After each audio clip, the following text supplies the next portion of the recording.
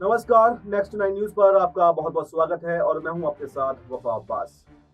BJP के लिए दिल्ली अब तक दूर ही रही है।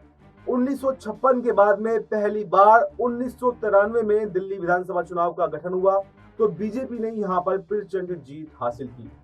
मदन लाल खुराना यहां पर बीजेपी से सीएम बने और 5 साल के कार्यकाल में मदन लाल खुराना के बाद में साहिब सिंह वर्मा और सुषमा स्वराज भी दिल्ली की सीएम बनी।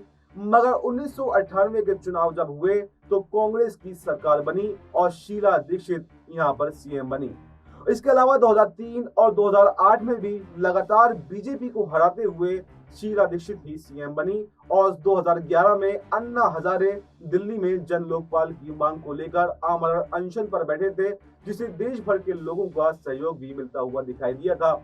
अरविंद केजरीवाल एक सेवक की तरह अन्ना हजारे के साथ में रहते थे और कांग्रेस की अगुवाई में चल रही केंद्र सरकार पर कई तरह के आरोप भी लगाते थे। शीला सरकार पर भी कई तरह के आरोपों में अरविंद केजरीवाल ने उनको घेरा था। 2 अक्टूबर 2012 को अन्ना हजारे के मना करने के बावजूद भी अरविंद केजरीवाल एक पार्टी बना लेते हैं और उसका नाम रखते हैं आम आदमी पार्टी। और 2013 में विधानसभा चुनाव जब हुए तो सभी को चौंकाते हुए आम आदमी पार्टी ने 29.7% वोटों के साथ में 28 सीटों पर पहले ही चुनाव में जीत दर्ज की। 2008 में 40% से अधिक वोट शेयर के साथ में 43 सीटें जीतने वाली कांग्रेस यहां पर महज 8 सीटों पर ही सिमट कर रह गई। वहीं बीजेपी का वोट शेयर भी 2008 के 36.3% के मुकाबले पर 33.2% पर ही आ गया।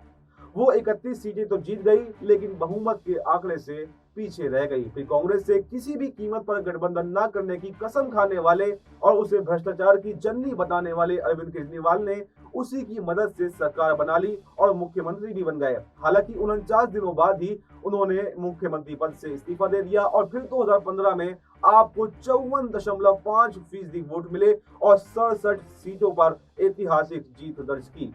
कांग्रेस का वोट शेयर यहाँ पर 9.60% पर सिमट कर रह गया और बीजेपी 32.3% पर ही सिमट कर रह गई। अब 2020 के विधानसभा चुनाव में आपने फिर से एक बार 53.8% वोट हासिल किए और 62 सीटें जीतने में कामयाब रही। वहीं पर कांग्रेस का वोट 4.3% पर सिमट कर रह गया और अपना खाता भी वो 2015 और 2020 के चुनाव में नहीं खोल सकी। हालांकि 2014 के लोकसभा चुनाव में बीजेपी को 40.4, आम आदमी पार्टी को 32.9 और कांग्रेस को 15.1% वोट मिले थे। वहीं 2019 के लोकसभा चुनाव में बीजेपी को 56.8, आम आदमी पार्टी को 18.1 और कांग्रेस को 22.5 वोट मिले थे। वहीं 2024 के लोकसभा चुनाव में बीजेपी को 54.35% वोट तो आपको 24.71%, वहीं कांग्रेस को 18.91% वोट मिले हैं। यानी 2014, 2019 और 2024 तीनों ही चुनावों में बीजेपी ने यहां पर क्लीन स्वीप किया है और आम आदमी पार्टी और कांग्रेस का खाता भी नहीं खुल पाया है। यानी 23-24% वोटर्स के साथ में दिल्ली के लोकसभा और विधानसभा चुनाव में अलग अलग तरीके से यहाँ पर मतदान होता है। विधानसभा में वो केजरीवाल के साथ में जाते हैं तो लोकसभा में वो बीजेपी का साथ देते हुए नजर आते हैं। मगर इसका कारण क्या है? इसका कारण साफ है कि दिल्ली के वोटर्स को बीजेपी से एतराज तो नहीं है। वो दिल्ली में केजरीवाल को जिता रहे हैं। उन्हें लगता है कि केजरीवाल उनके लिए ज्यादा फायदेमंद है, तो केजरीवाल कैसे दिल्ली वालों का फायदा कर रहे हैं, आइए आपको ये भी समझाते हैं। दरअसल केजरीवाल ने 200 यूनिट तक फ्री बिजली और पानी की योजना दिल्ली के अंदर चला रखी है। इससे बहुत सारे लोगों को इससे सीधा फायदा मिलता है। महिलाओं के लिए अब तक बस यात्रा भी फ्री कर रखी है। इससे गरीब तबके के जो वोटर्स हैं वो केजरीवाल की तरफ विधानसभा चुनाव के दौरान झुकाव रखते हैं और इस बार भी बीजेपी के बढ़ते हुए प्रभाव के कारण केजरीवाल ने सभी महिलाओं को सरकार बनने पर 2100 रुपए देने का वादा भी किया है। इससे जाहिर है कि केजरीवाल को भी पता है कि उन्हें वोट इन फ्री वाली योजनाओं के कारण ही मिल रहा है। इसी तरह से उन्होंने कई योजनाएं दिल्ली के अंदर और भी चला रखी हैं। अब तक केजरीवाल दिल्ली के मिडिल क्लास के बीच में कट्टर ईमानदार की छवि के कारण लोकप्रिय थे। बीजेपी और कांग्रेस ने इस इमेज को बहुत हद तक डेंट कर दिया है और जेल जाने के बाद में मिडिल क्लास अब केजरीवाल के समर्थन में उस तरह से नहीं है जैसे पहले देखा गया था, यानी 2015 और 2020 के चुनाव में देखा गया था।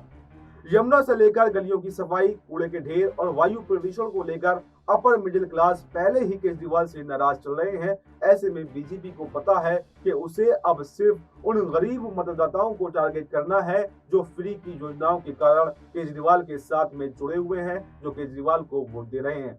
इसलिए बीजेपी ने भी इस बार केजरीवाल से भी ज्यादा दरियादिली घोषणा पत्र लाने की तैयारी कर रखी है। सूत्रों के अनुसार बीजेपी मतदाताओं से कई बड़े बड़े वादे कर सकती है। पार्टी की तरफ से 300 यूनिट फ्री बिजली, मुफ्त पानी और लाडली बहन योजना की तरह ही दिल्ली की महिलाओं के लिए किसी योजना की शुरुआत भी हो सकती है। सूत्रों के अनुसार बीजेपी मंदिरों और गुरुद्वारों जैसे धार्मिक स्थानों पर 500 यूनिट तक बिजली देने की योजना भी बना रही है। और इससे पहले दिल्ली में महिलाओं के लिए कांग्रेस ने भी बड़ी घोषणाएं की थी। हाल ही में कांग्रेस दिल्ली की महिलाओं के लिए प्यारी दीदी योजना का ऐलान भी कर चुकी है। कांग्रेस की इस योजना के तहत सरकार बनने पर हर महिला को 2500 रुपए प्रति माह दिए जाएंगे। प्यारी दीदी योजना के ऐलान पर कर्नाटक के उप मुख्यमंत्री डीके शिव कुमार भी मौजूद रहे। उन्होंने योजना के ऐलान पर कहा था कि हमें इसे उसी तरह पर लागू करना पड़ेगा जैसे हमने कर्नाटक में इसे लागू किया था। तो इससे साफ है कि कांग्रेस और बीजेपी इस बार केजरीवाल की पिच पर मात देने की तैयारी कर रहे हैं। मुस्लिम वोटरों पर खास तौर से कांग्रेस की नजर, और अपने घोषणा पत्र में वो उनके लिए कुछ खास घोषणाएं भी कर सकते हैं। इसे साफ जाहिर है कि कांग्रेस भी इस बार केजरीवाल से 2013 का हिसाब किताब पूरा करने की पूरी तैयारी के साथ में उतर चुकी है। और इसके साथ में ही हरियाणा, गोवा और मध्य प्रदेश के चुनावों का बदला भी कांग्रेस लेने की तैयारी कर रही है। और इसका कारण है आम आदमी पार्टी के ओरिजिनल वोटर, तो कांग्रेस के भी वही वोटर्स। क्योंकि आप देखें, आम जो दिल्ली में आम आदमी पार्टी के पास में जो वोट बैंक है वो पूरा का पूरा कांग्रेस का वोट बैंक है। यानी कि पहले 1998 से लेकर 2013 तक यहाँ पर कांग्रेस की सरकार हुआ करती थी, और वही वोट बैंक छिड़क का जो है आम आदमी पार्टी की तरफ आ गया। बीजेपी का वोट बैंक बिल्कुल भी नष्ट नहीं हुआ, यानी कि पहले जो वोट बैंक बीजेपी का हुआ करता था आज भी उतना ही वोट बैंक बीजेपी के पास में है। यानी कि इस बार का जो मुकाबला है, अगर कांग्रेस अच्छा प्रदर्शन यहाँ पर करती है तो इसका सीधा सीधा नुकसान आम आदमी पार्टी को हो सकता है। वहीं पर कुछ हॉट सीटें भी इस बार बनी हुई हैं, जैसे नई दिल्ली की सीट हो, चाहे कालकाजी की सीट हो, चाहे जंगपुरा की सीट हो, चाहे पटपड़गंज की सीट हो। इन सीटों पर तमाम ही देशवासियों की नजर भी बनी हुई है, और यहाँ पर कांग्रेस ने अपने दिग्गज उम्मीदवारों को मैदान में उतारा है। तो फिलहाल इस खबर में इतना ही। इस पर आपका क्या कहना है, आप कमेंट बॉक्स में अपनी राय दे सकते हैं। देश और दुनिया की तमाम बड़ी खबरों के लिए आप जुड़े रहिए हमारे साथ और देखते रहिए नेक्स्ट 9 न्यूज।